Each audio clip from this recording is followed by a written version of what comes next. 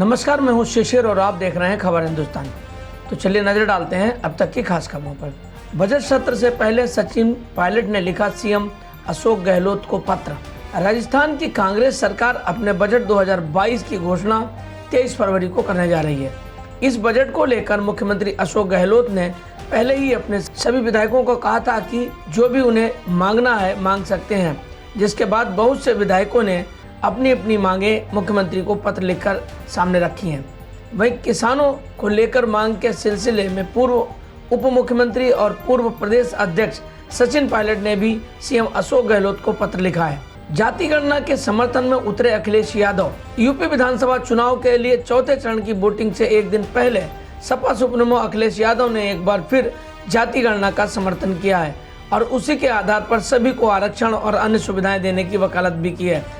अखिलेश ने कहा कि समाजवादी पार्टी के साथ जो भी छोटी पार्टियां हैं वो जातिगत गणना चाहती हैं। वो चाहती हैं कि आरक्षण खत्म ना हो, वो चाहते हैं कि आबादी के हिसाब से हक और सम्मान मिले, लेकिन बीजेपी को इससे डर लगता है। बिहार के बस्तर में कृषि ड्रोन का हुआ सफल परीक्षण, किसानों के लिए बढ़ेंगे रोजगार के अवसर। देश में कृषि ड्रोन के इस्तेमाल को बढ़ावा देने के लिए तमाम तरह के प्रयास किए जा रहे हैं। ड्रोन खरीद के लिए 100% की सब्सिडी तक दी जा रही है। इसी क्रम में बक्सर जिले के चौसा गांव के गोसाईपुर गांव में किसानों ने ड्रोन का प्रयोग किया। इस दौरान खेतों में यूरिया और कीटनाशक का छिड़काव किया गया। माना जा रहा है कि कृषि में ड्रोन के इस्तेमाल से भारतीय कृषि में अमूलचूल परिवर्तन आएगा। खेती के तौर तरीके बदले जाएंगे, क्योंकि उसके बाद ड्रोन का इस्तेमाल सिर्फ खाद और कीटनाशकों के छिड़काव तक सीमित नहीं रहेगा। ड्रोन के इस्तेमाल से रोजगार के नए अवसर पैदा होंगे। सोनिया गांधी ने साधा बीजेपी सरकार पर निशाना। उत्तर प्रदेश के राजनीतिक महासमर में कांग्रेस की अंतरिम अध्यक्ष सोनिया गांधी ने अपने वर्चुअल संबोधन में बीजेपी सरकार पर जमकर निशाना साधा।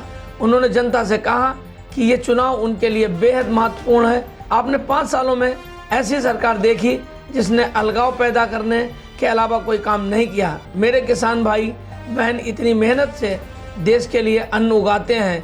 इन 5 सालों में आपको ना तो फसलों का दाम मिला, ना खाद मिली और ना ही सिंचाई की सुविधाएं।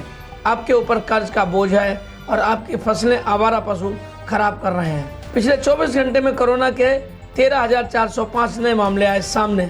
भारत में पिछले 24 घंटों में कोरोना के 13,405 नए मामले सामने आए। 34,226 लोगों को रिकवरी हुई और 235 लोगों की कोरोना से मौत दर्ज हुई। रूस और यूक्रेन के बीच बिगड़े हालात, संयुक्त राष्ट्र सुरक्षा परिषद की बैठक जारी। रूस और यूक्रेन के बीच चल रहा विवाद अब चरम पर आ गया है। सोमवार को पुतिन ने पूर्वी यूक्रेन के डोनबारा क्षेत्र में रूस समर्थित विद्रोहियों के कब्जे वाले इलाके को मान्यता दे दी है, जिसके बाद दोनों देशों के बीच हालात बिगड़ते जा रहे हैं। यूक्रेन और रूस के बीच तनाव कम करने को लेकर संयुक्त राष्ट्र परिषद की बैठक चल रही है। हिजाब विवाद को लेकर अभिनेता फैजान अंसारी को पुलिस ने किया गिरफ्तार। अभिनेता फैजान अंसारी एक बार फिर नए विवाद को लेकर सुर्खियों में है। फैजान अंसारी भारत में हो रहे विवादों के खिलाफ खड़े होने के लिए हमेशा सुर्खियों में रह रहे हैं। मौजूदा समय में देश भर में चल रहे हिजाब विवाद पर फैजान जमकर बरसे। मीडिया से बात करते हुए फैजान ने कहा, भारत की गरिमा को खराब करने के लिए ऐसे लोगों को बंदूक से गोली मार देनी चाहिए।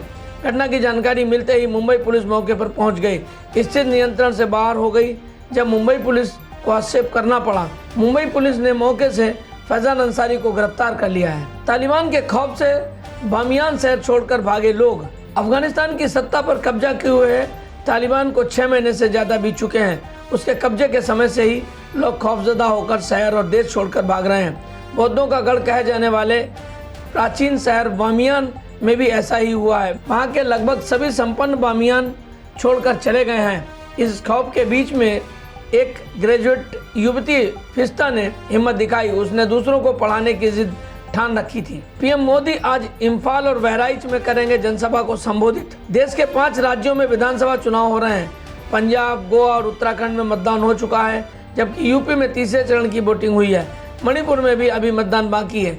पीएम नरेंद्र मोदी आज मणिपुर की राजधानी इम्फाल और यूपी के बहराइच में जनसभा को संबोधित करेंगे।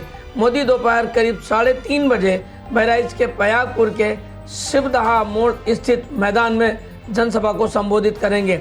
बता दें कि बहराइच में 5वें चरण में वोटिंग होगी।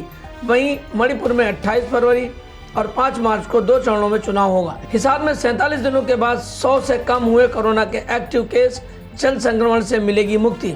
हिसार में तीसरी लहर में कोरोना के एक्टिव मामले 100 से कम हो गए हैं।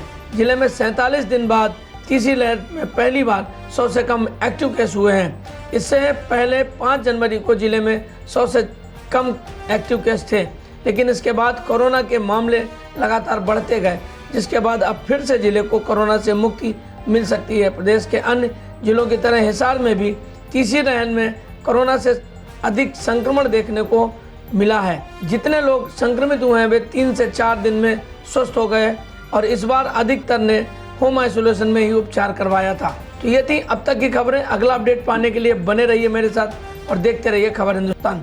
नमस्कार।